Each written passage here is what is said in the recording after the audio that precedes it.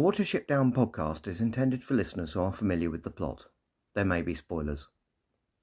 This episode is scripted by Newell Fisher, with script assistance by John Ruths.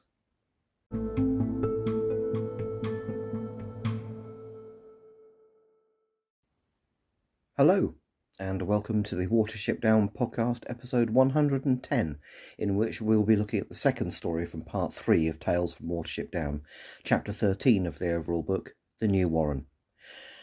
First though, I've had an interesting email from Laurie Pepper from the Netherlands on the subject of the lost paragraph and translating Watership Down. Quote, "Hi Neil, my name is Laurie and I am a 42-year-old man living in the Netherlands. Watership Down has always been a part of my life for as long as I can remember. The book I now own belonged to my mother when she was still alive. I always was intrigued seeing the illustrations on the dust jacket when I saw it standing on the bookshelf at my parental home. I'm on the spectrum as you are, I understand. When feeling under the weather, watching the film gives me great comfort. The beauty of it and love with which it was made, the music, the voices, the humour, I could go on and on. For my 40th birthday, my wife gave me the 40th anniversary Penguin paperback edition. I started reading it alongside the Peter Capaldi audiobook. Of course, I noticed the textual differences between the two, but thought it was due to alterations made in favour of the audiobook. I would like to know your take on the following. On page 206 of the Penguin 40th Anniversary edition, which contains the lost paragraph, Bigwig calls Hazel Ra. Isn't this strange? Because it is so out of the blue and in the middle of the story. There is no notice given to it. Have they forgotten to edit it out? I didn't expect this to be in the book before the moment Bigwig recognised Hazel as his chief, and now he already did? A fun fact I'd like to share with you, and I presume you won't already know, is the following. The Dutch translation of the 1974 is based on the 1972 Rex Collins version that doesn't have the lost paragraph. It contains a lot of translation flaws. Essential to the book are the primroses in the beginning and end of the book. In Dutch, the primroses at the end are turned into peonies. I recently bought the Dutch translation with illustrations by Aldo Galli, 22nd altered print of 2015, and although it has corrected some of the other translation mistakes, it still contains the peony error. Thank you for starting this podcast and for your videos on YouTube. Yours sincerely, Laurie Pepper." End quote.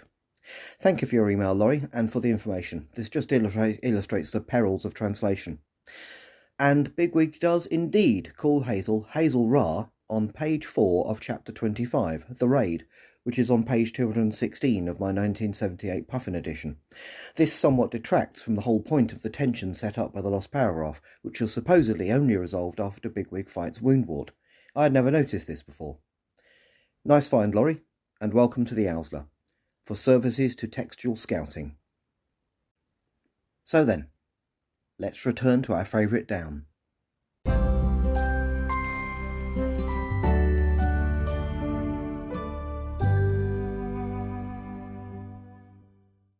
Part 3, Story 2, Chapter 13, The New Warren.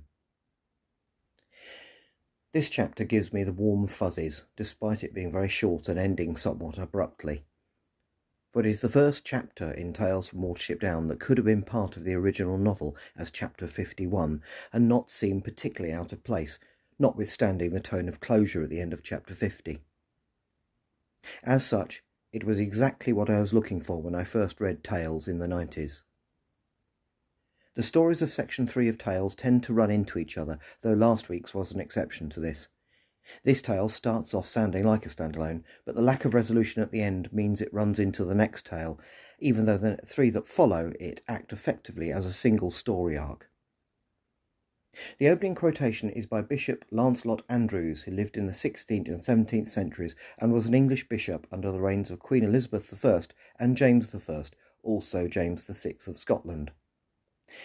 It comes from one of his sermons on the Nativity, preached on Christmas Day in 1622, and simply concerns a journey undertaken at the coldest time of year, seemingly by the wise men as they travelled to see the infant Christ, a journey made exceptionally difficult as a result of the cold. Which is strange, as the chapter does not actually feature such a journey, unless this is a call forward to a journey by someone else. The story actually opens with one of the easiest journeys in the landscape of Watership Down, as Keehar flies over the rolling countryside of the dip slope between Watership Down and the chalk stream of the Test near Ephrata. We are told that it is now 5 months since the escape from Ephrata, which makes this December. Kihar is on a mission, and one he is not too happy about. We are treated to some exposition that goes into detail that would be unnecessary if this were Chapter 51 of Watership Down, but it is not, so the added detail is necessary in a tale written a quarter of a century later. Kihar helps the rabbits of Watership Down because they saved his life after he was injured by a cat at Nothanger Farm and managed to make it onto the down. After that, he did not begrudge helping them look for any warrens nearby where there might be does, and he certainly didn't mind helping them escape from Ephrafa with some does, especially when he got to attack Woundward. For Ephrafa, one might say unfortunately, was the only warren he found. But now, you might say, the rabbits of Watership Down are pushing their luck a bit, asking Kihar to scout out a possible location for a new warren between Watership Down and the changed Ephrafa. The job of explaining his mission was tactfully left to Kihar's best rabbit friend and admirer Bigwig, the formidable captain of Watership Down's loosely organised Owsla. Bigwig had explained the ideal kind of location for such a warren very well, and the need for one reveals an awareness of the need to start a new warren before the one on Watership Down becomes too crowded. In saying this, Bigwig reveals an intelligence among the rabbits of Watership Down that we will return to. For the warren there lies close to a path used by humans, now called the Wayfarer's Way, and the warren cannot be allowed to grow too much, or it will become too visible to passing humans. As a human who noticed rabbits on Watership Down myself recently, while on that path, I can attest to this. In the 1972 novel, only the gallops on Watership Down were really mentioned as a source of humans, but it seems that this path may have become more significant during the subsequent quarter of a century. I am sure Adams reconnoitred the landscape while writing tales and made it a feature of the narrative, even though the events being described here are logically still set in the late 60s. After a brief mention of cats, Kihar set off south and flew over Hare Warren Farm, then down to Caesar's Belt. Hare Warren is an odd name, as hares do not have warrens. There he met other gulls, one of whom warns him of very cold weather approaching from the west. Interestingly, this gull's speech is not made to sound foreign, as it obviously spoke to Kihar in their own language, but Kihar's bad-tempered muttering to himself as he begins to feel the signs of this weather still is. Kihar's foreignness is too much a part of his character to be dropped at a moment like this. Flying west, he crosses the A34 road, reaching as far as Beacon Hill, where there is an ancient earth fort, before going east again, though further north than the line of the Downs. Eventually, and presumably further south again, he finds an ideal site for a new warren. It is a bit closer to Ephrafa than Watership, as our favourite warren will soon be overtly referred to by its residents for the first time, meaning that it is one of two named warrens in tales that are translated into their English names rather than the Lapine names of them being used, the word Sandalford being used by Hazel once later on. In the 1972 novel, I do not believe any rabbit actually used the words Sandalford or Watership Down to refer to the two warrens at all, and Ephrafa was the only warren named in Lapine. But in Tales, we've already encountered another Lapine named warren, Thiniel, so not having actual names for two major warrens in the original novel is no longer feasible. Kihar judges the site of the new warren well. It is on the edge of a wood, facing a field in which there are horses. Although this will mean some human activity, it is unlikely to be too much of a threat to rabbits. Looking at the Ordnance Survey map, this places the location of the new warren possibly somewhere near the Ridgeway or Willesley Warren Farms, where there are a few copse locations with southwest or sunset-facing locations, but not too near roads. Paulswood, Ridgeway Copse and Palmer's Bushes seem likely candidates. In case I haven't mentioned it before, this is my kung fu, and it is strong. Slight geek reference there for you to look up. Kihar tells the rabbits at Watership about the site the following day. He then flies south to tell Campion at Ephrafa. Campion sends word that he will send his expedition out to the new site as soon as he receives word that the one from Watership has arrived on site. This means that the Watership rabbits will have to spend a night and a day out in the open, waiting for them. Surely, having Kihar available to them, the two expeditions could set out more or less at the same time. Are we encountering a little residual Ephrafa inflexibility here? They will have Kihar with them at the new site for protection from Elil. The Watership expedition, consisting of Hazel, Bigwig, Thethuthinang and Gransil, arrives at the site early that evening and settles down for the night. That night they are attacked by a male stoat, and the presence of Kihar proves to be essential as he injures it and drives it away.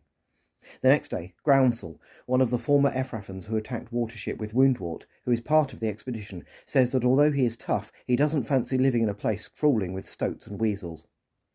Bigwig says they will be all right once the holes are dug, though I have to comment that these will not necessarily be any protection against such predators, at least not in our reality.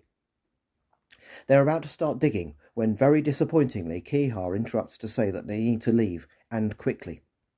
The bad weather he was warned about is about to get a lot worse, he has sensed. It is a bad idea to ignore such a warning from a seagull. To borrow a phrase from elsewhere, winter is coming. The Watership expedition sets off back to the Down immediately, while Kihar flies south to warn Campion at Efratha. Campion is sceptical, so Kihar comments that he will make damn fine ice rabbit, and flies away. And that is how the chapter ends. Abruptly.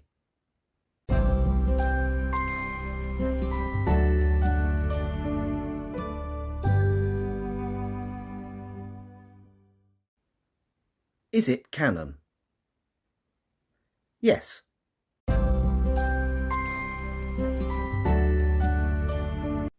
Actually, I do have more to say.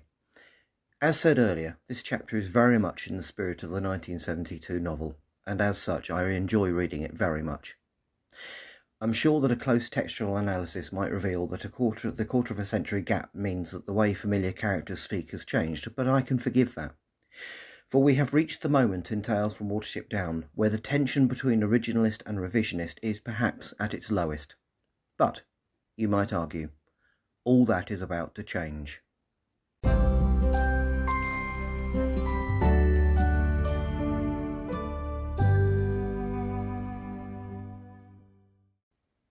Next time, we look at the first half of one of the longest chapters in the book, and we meet a formidable doe.